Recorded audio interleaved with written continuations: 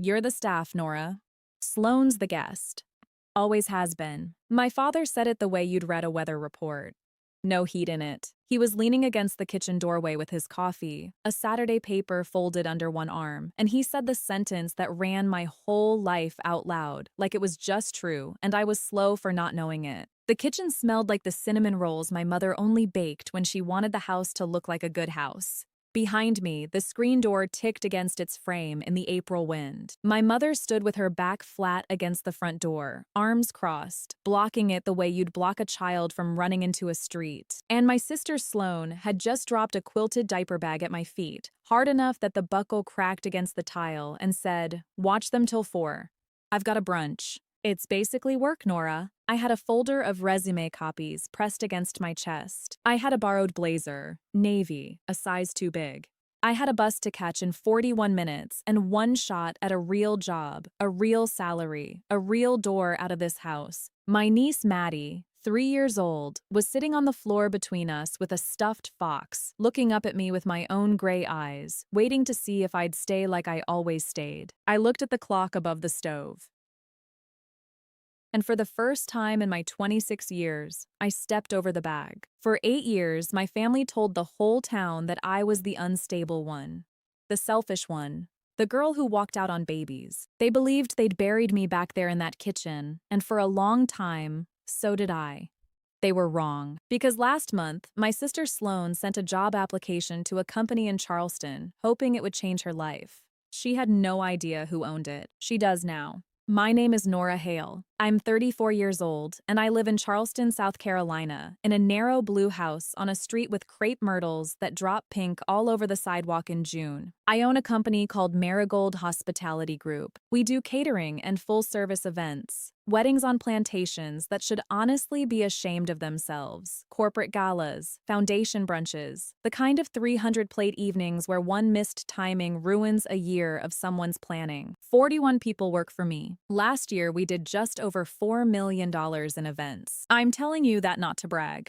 I'm telling you because 8 years ago, I was sleeping on a friend's pull-out couch with $212 to my name, and the people who put me there are about to find out exactly what I built. Before I go further, if your jaw is already tight, if you know this family, if you grew up being the useful one while somebody else got to be the wanted one, do me a favor. Hit subscribe and drop a comment. Tell me what city you're watching from and what time it is for you right now. I read every single one. And tell me if you're on Team Nora, because I promise you, what my family did the morning of that interview is not even the worst part. Let me back up. We weren't poor. That's the thing people get wrong about families like mine. My father, Roy Hale, owned a catering company in the Charleston suburbs. He'd started it in 1994 out of the back of a van, and by the time I was grown, it had a real commercial kitchen, a couple of refrigerated trucks, and a name painted on the side in gold script. He called it Hale and Daughters Catering. Daughters. Plural. As if both of us were in it. As if I were a partner and not the unpaid engine underneath the whole thing.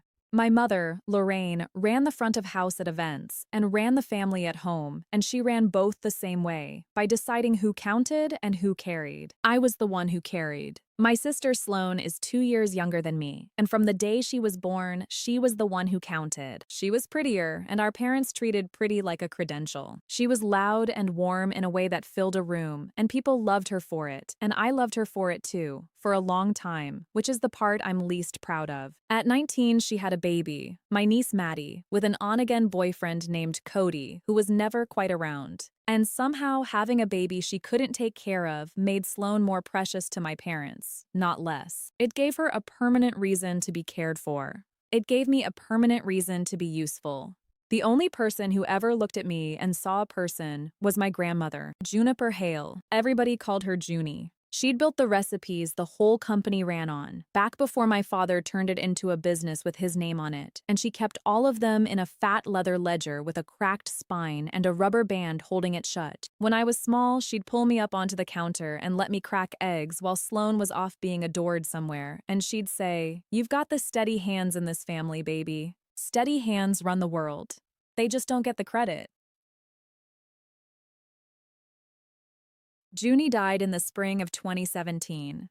Heart, in her sleep, no warning. She left Sloan a string of pearls. She left me the ledger, $6,000, and a folded note I didn't read for a long time because I couldn't. Keep your eye on that ledger. It matters more than I knew. I want to be specific because I've learned that vague is how they get away with it.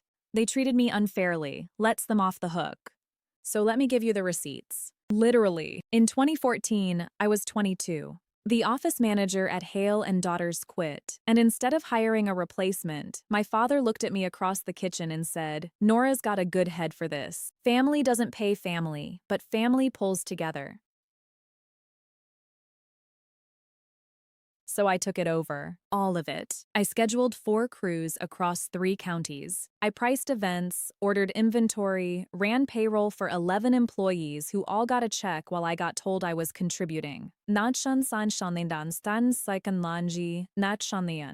built the client database from a shoebox of business cards. I answered the phone at 6 in the morning and reconciled the books at midnight. No title. No salary, no payroll number with my name on it. When I asked once, just once, in 2015, my father set down his fork and said, "You want to be paid by your own family? That's the thanks I get? Mentre comri, manshun and nansharstein." And my mother said, from the sink, without turning around, "Your sister has the babies to think about, Nora. You've just got yourself. Be grateful you're needed. Summers I can dawan nons, chitre umrain." Be grateful you're needed. I heard a version of that sentence 10,000 times. Here's the second receipt. While I ran the company, Sloan ran a lifestyle blog called Low Country Mama. She had 300 followers, most of them relatives. She'd dress Maddie in boutique outfits my parents paid for and write captions about the sacred exhaustion of motherhood. She never once mentioned that the actual exhaustion, the night feeds, the fevers, the preschool drop-offs, was mine. By 2016, I had Maddie 4 nights a week. When Sloan had her second baby, a boy named Beau, in 2017, the schedule taped to my refrigerator had 2 children's nap times on it. I did the math one night when I couldn't sleep. 38 hours a week in the office, roughly 25 more with the kids. Minimum wage in South Carolina was barely $7, but call it 12 to be fair to me for once. 3 years of that is north of $100,000 of my life, handed over, while my sister built a fake career on the internet and my father built a real one with my name nowhere on the building. Third receipt, and this is the one that still gets me. The summer of 2016, I was supposed to take the GED to college placement exam I'd been studying for at the public library during Maddie's naps. I'd registered, paid the fee, told no one. The morning of the test, Sloan had a thing, and my mother said the words I'd been trained on. Family first, Nora. I missed the exam. I never registered again. I told myself it was fine. I told myself a lot of things were fine. There was a fourth, and I think about it more than the others. Christmas of 2016. Hale and Daughters catered the biggest event of its history that December. A 400-person corporate gala downtown, the kind of job that put the company on a different map. I'd booked it. I'd planned the menu off Junie's recipes, scheduled 3 crews, run the whole night from a clipboard in the back while my feet bled in cheap shoes. At the end, the client found my father and shook his hand and said it was the best run event he'd been to in 20 years. And my father said, "We take a lot of pride in it." There were 40-some people in that room watching him take the handshake. Not one of them knew the woman in the back hallway counting linens was the reason any of it worked. I went home that night and wrote the whole event up in Junie's ledger. Every dish, every timing, the client's name, the number on the invoice, and I underlined the date. I didn't know why I underlined it. I do now. That's the thing about being invisible. You start keeping a record nobody asked for, because some animal part of you knows that one day you'll need to prove you were ever there at all. And the whole time, Junie's ledger sat on my nightstand, and most nights, almost without thinking about it, I'd open it and write down what I'd actually done that day. Every event I'd run, every client, every number. I told myself I was just keeping the recipes alive. I know now I was keeping proof alive. Steady hands. We document. It's what we do when no one will say our name out loud. By early 2018, I was 26, and I understood in a cold, flat way that if I didn't leave, I was going to spend my entire life being the thing that held up other people's lives. So I started applying for jobs in the city. Real ones. I built a resume that tried very hard to make unpaid family operations sound like a career. I applied to 31 places over 4 months. The Beaumont Group called back. The Beaumont Group was a luxury hospitality company downtown. Hotels, a restaurant group, a big events division. The role was events operations coordinator. $58,000, benefits, a tuition program. I read the interview invitation so many times the print smeared. The final round was Monday, April 9th, 2018, at 1 in the afternoon, downtown. I needed the 11:50 bus. I'd told my parents I had a dentist appointment in Somerville. You already know the morning. My mother at the door, the diaper bag at my feet, Sloan and her brunch. My father with his coffee, telling me I was the staff. What I want you to understand is what it felt like to step over that bag. It felt like stepping off a roof. Maddie said, "Aunt Nora, blocks?" and held up a wooden block, and my whole body wanted to fold, the way it had folded 1,000 times. I knelt down. I kissed the top of her head. I said, "Grandma's going to play blocks today, baby." And I walked out the back door, the one nobody guarded, because nobody ever imagined I'd use it. My mother's voice followed me down the driveway. "If you walk out of this house, Nora Hale, don't you come back expecting—" The wind took the rest of it. It was 49 degrees and gray. I walked the 1.25 miles to the bus stop in flat shoes that weren't built for it, my phone buzzing in my pocket 11 times. I didn't look.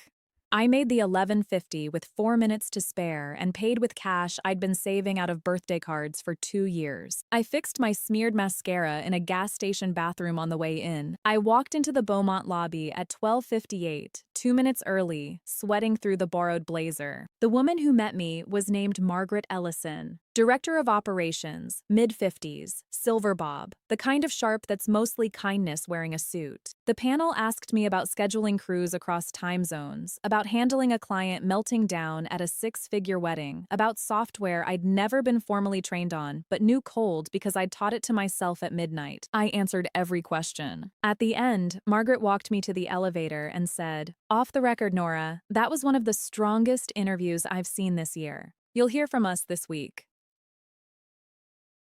Natant. I floated home. I let myself imagine it the whole bus ride back. A desk, a paycheck with my name on it, a door. The rejection came 9 days later. One paragraph. "After careful consideration, we've decided to move forward with another candidate." No reason. I read it 40 times looking for the place where I'd failed, and I found nothing, so I decided the failure was just me. That I dreamed too big. That my father was right about what kind of girl I was. I believed that for 8 years. Here's what I didn't learn until this spring.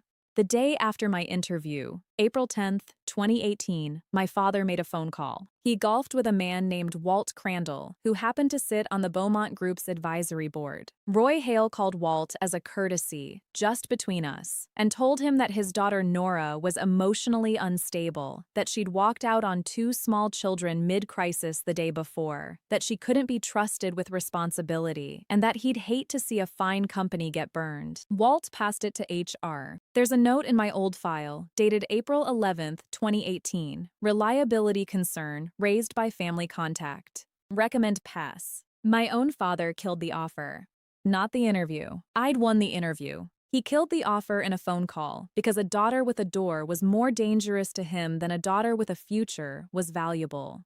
But I'm getting ahead of myself. In April of 2018, I just thought I wasn't good enough. So I did the only thing Junie ever really taught me to do. I went to work.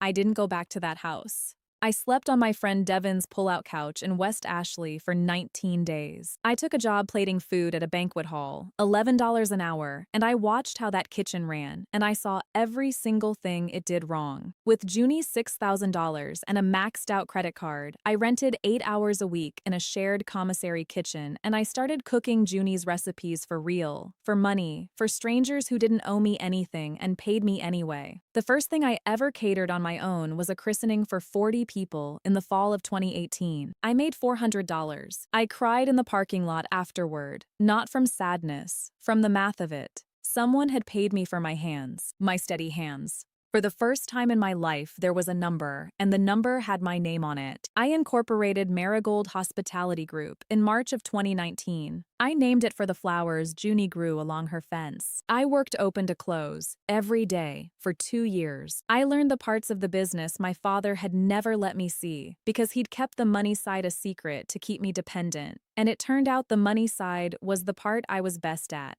I'd been running his entire operation in my head for years. Running my own was almost a relief. The growth wasn't a montage. It was a grind. Year 1, I cleared $11,000 and lived on rice and the bruised produce the wholesaler couldn't sell. Year 2, I hired my first real employee, a line cook named Theo, who's now my executive chef and one of 3 people on earth I'd trust with my life.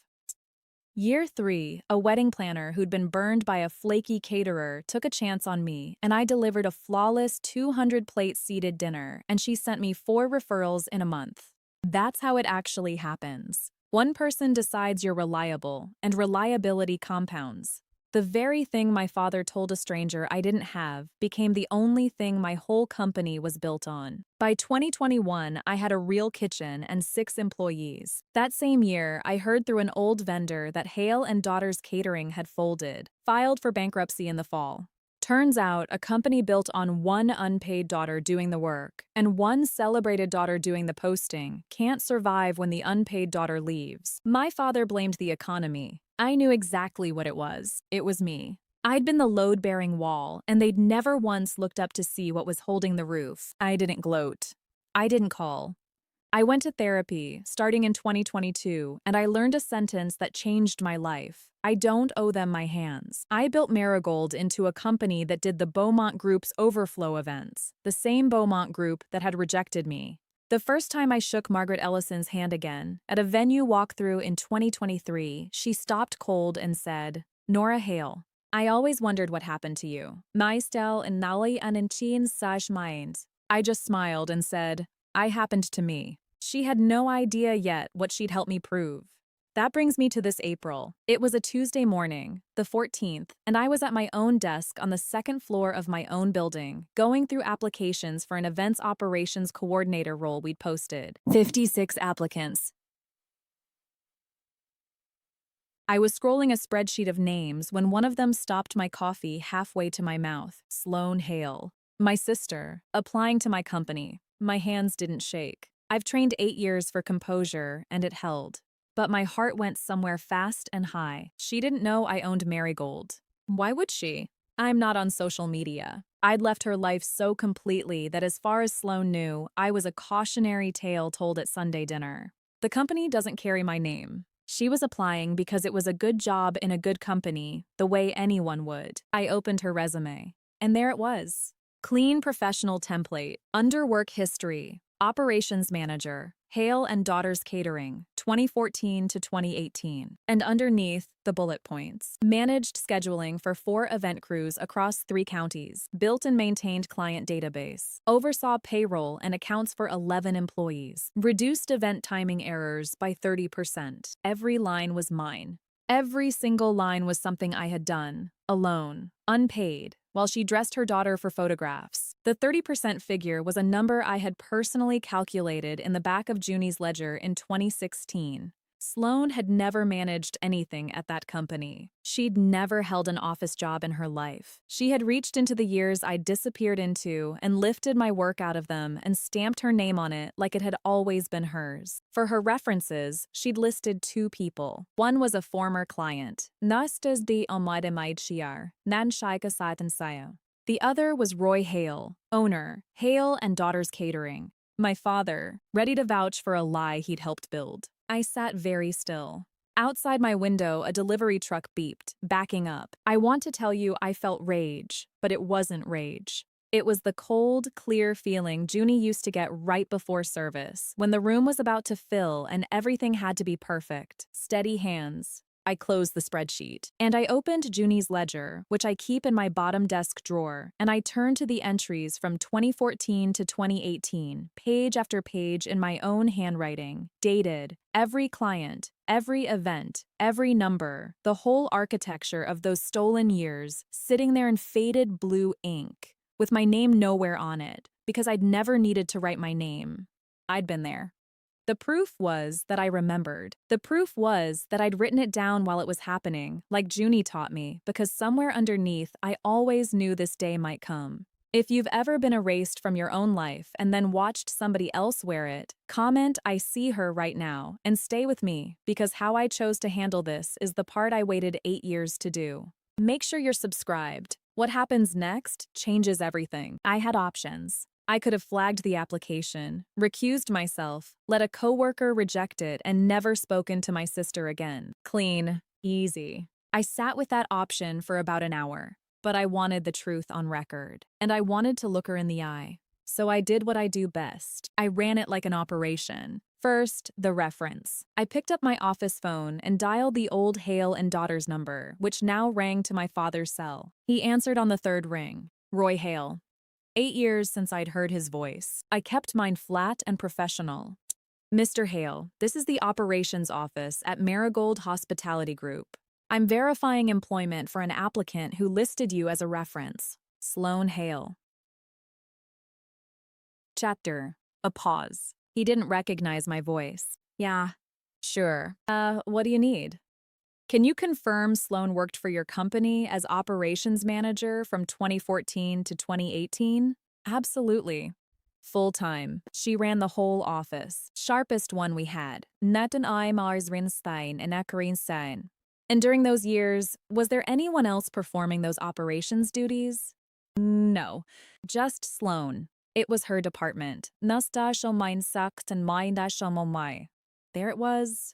The lie that erased me, said out loud, freely, to a stranger he didn't know was his daughter. South Carolina is a one-party consent state, and I had told him at the start I was a business office, and the call was recorded the way every verification call at my company is recorded. I thanked him and hung up and sat there for a second, and then I did the only thing I let myself do. I put my hand flat on Junie's ledger, and I let exactly one tear go for the girl who answered that phone at 6 in the morning for years and never got a check or a thank you or her own name spoken. One tear. Then I wiped it and I got back to work, because steady hands don't shake at the table. They shake afterward, in the car, alone, where they belong. Second, I called Margaret Ellison at the Beaumont Group and asked her to lunch. Over she-crab soup, I told her about Sloan's application. And Margaret got very quiet, and then she said, "Nora, there's something I've owed you for 8 years, and I didn't have the courage to find you and say it." She told me about the phone call.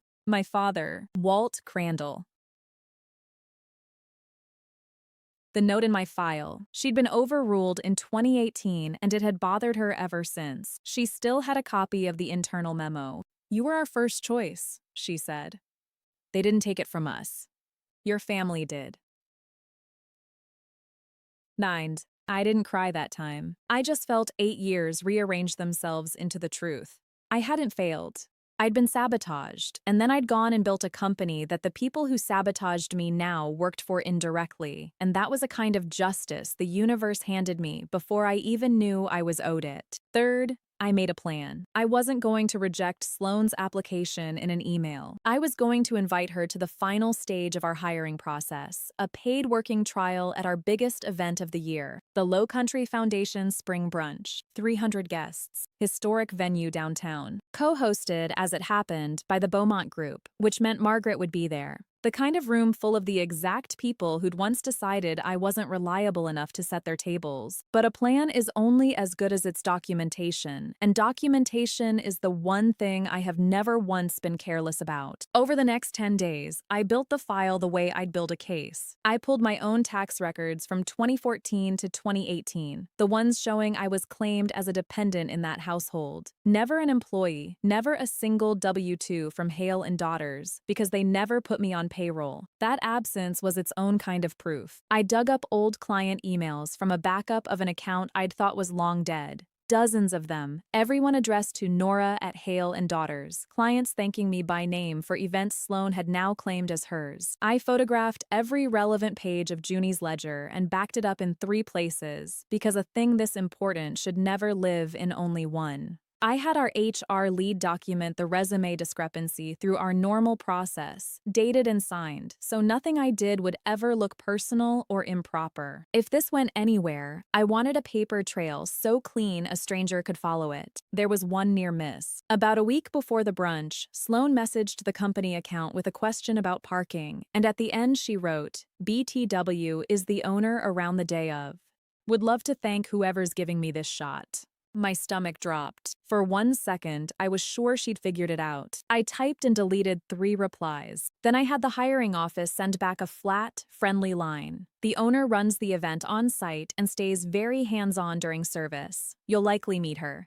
All true. She wrote back a row of heart emojis. She still didn't know. She'd worked for me her whole life and never once learned my face. The hardest part of those 10 days wasn't the evidence. It was acting normal. I ran tastings, I signed invoices, I laughed at Theo's terrible jokes in the kitchen, and I lived my ordinary life with this enormous, quiet thing folded up inside it, the way you carry a full glass across a crowded room without spilling a drop. Junie used to say the calmest person in the kitchen is the one who already knows exactly what's about to happen. For 10 days, I was the calmest person in every room I walked into.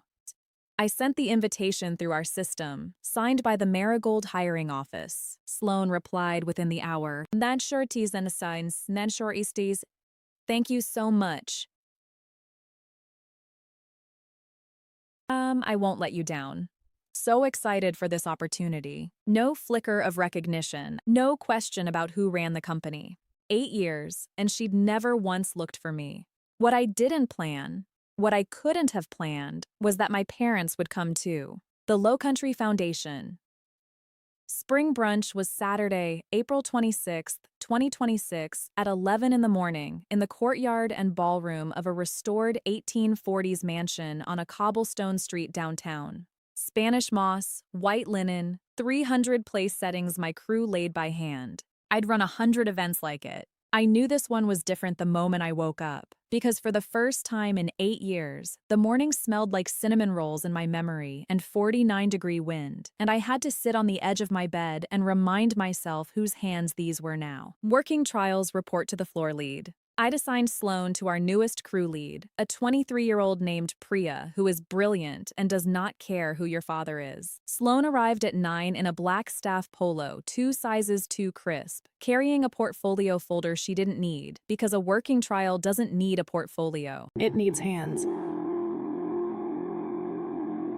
Priya put a stack of 300 linen napkins in front of her and showed her the fold and walked away. My sister, the self-described operations manager, stood in a service hallway folding napkins, doing the exact duties she'd dropped at my feet 8 years before so she could go to a brunch. I watched from the mezzanine for a while. I'm not proud of how that felt. I'm not ashamed of it either. At 10:15, the guests started arriving, and that's when my parents walked in. Not as staff. As guests of Walt Crandall, who'd brought them as a thank you for their old vendor years, never knowing the rot underneath that history. My mother in pearls, Junie's pearls, the ones she'd left to Sloan. My father in a navy blazer, working the room like he still owned a company.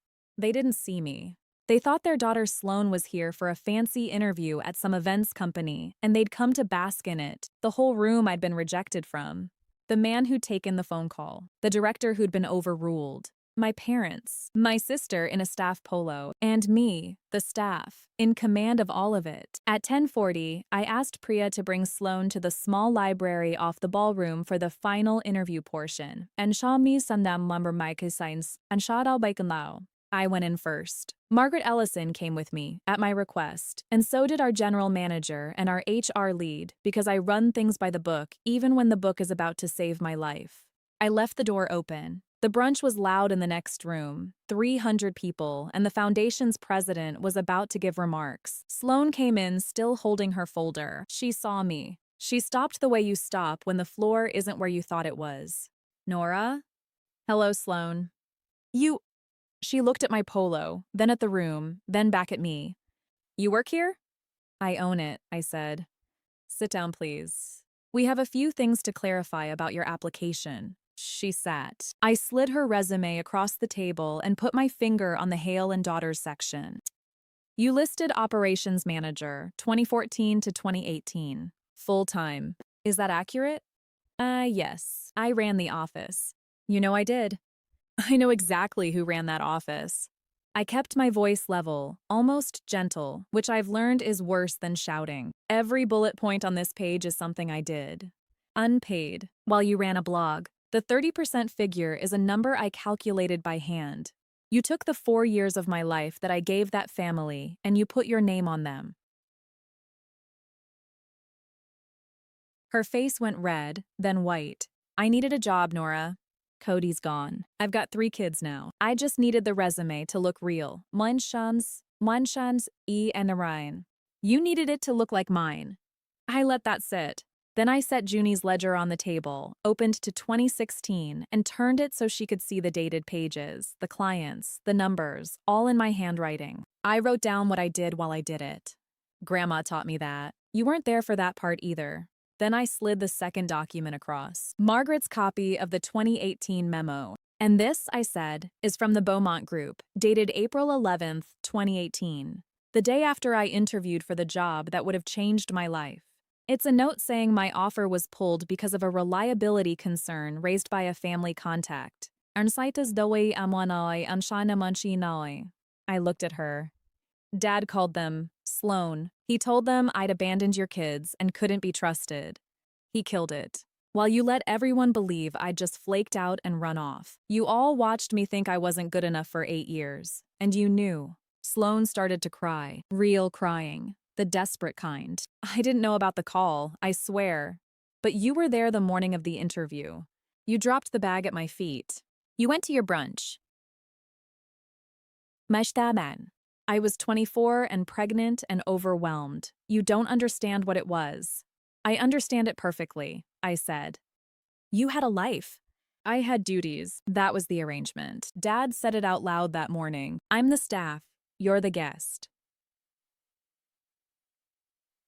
That's when I noticed my parents in the library doorway. They'd heard the foundation president call my company's name from the stage, our extraordinary partners at Marigold Hospitality Group, founded by Nora Hale, and they'd come to find out why their dead and buried daughter's name was being applauded by 300 people. My mother's face was the color of the linen. My father opened his mouth, and what came out was the oldest reflex he had. Then Nora, don't you make a scene. This is a family matter.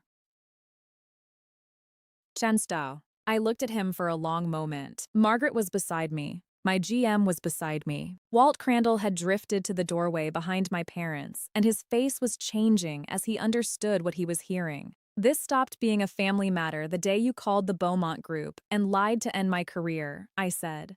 It became a business matter. You're standing in my business. He tried to bluff. I never made any such. Walt's right behind you, I said. Margaret has the memo, and I recorded you confirming Sloan's fake employment 2 weeks ago when you didn't know it was me on the phone. His mouth closed. He tried to negotiate next. They always negotiate next. Nora, your sister has 3 children. She made a mistake. Surely we can. And then, when that landed on nothing, he tried the last thing, the cruelest thing. The thing that had run my whole life. After everything this family did for you. You did nothing for me, I said quietly. I did everything for you. And the day I tried to do one thing for myself, you put your body in the doorway and you made a phone call. So let me say the thing you told me the morning I left, Dad, because you were right. You just had the people backwards. And dar someone sanin manan, and John Shanamarnanan. The room next door had gone quiet for the speeches. The library was dead silent. Some people are the staff, I said, and some people are the guests. You came here today as a guest. My sister came here today as my staff, and you are both standing in a house I built with the hands you never once paid. Nobody moved.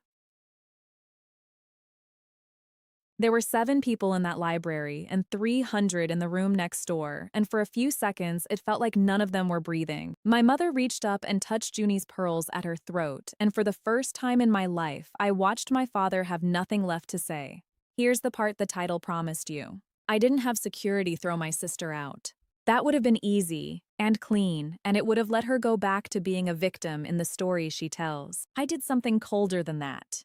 I turned to Sloan. You lied to get the coordinator job, so that position is gone. You'll never have it. But you've got 3 kids, and I don't do to people what was done to me. I let that breathe. Marigold has an opening on the event staff. Entry level.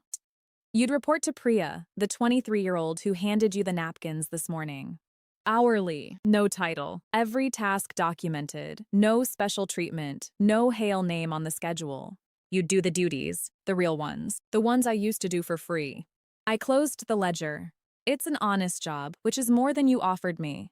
The offer's open till Monday. And then I walked back out to my event because I had 300 guests and a kitchen running on a timeline, and the brunch is never about the people in the library. It's about the people at the tables, and they deserved a flawless morning. I gave them one. It's spring again now, almost exactly a year out, and I want to tell you where everyone landed, because that's the part you actually want, and you've earned it. My parents never came back. The cease and desist my attorney sent the Monday after the brunch made sure of that. Nain Shansha size nai, Nigerians, Nigeri and the Niger Denshi and Nisharins.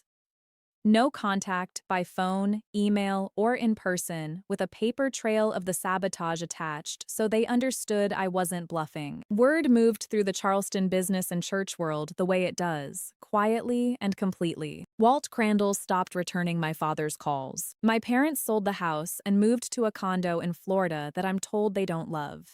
They never apologized. I stopped waiting for that a long time ago. An apology you have to wait for forever was never going to be worth what you paid in waiting. Sloan took the job. I genuinely didn't think she would. But that Monday, at 8:55 a.m., she showed up in the staff polo, and she clocked in, and she folded napkins under a 23-year-old, and she's been there ever since. The first few months she was bitter, and she made mistakes, and Priya wrote her up twice the same as anyone, and I let the process work without my thumb on it. But something happened around month 5. She got good. Not great.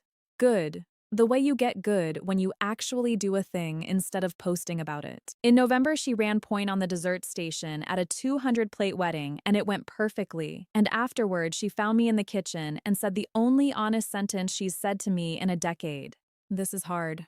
I never knew it was this hard. I'm sorry, Nora. I said, I know. I didn't say more than that. We're not sisters in the way I once wanted us to be.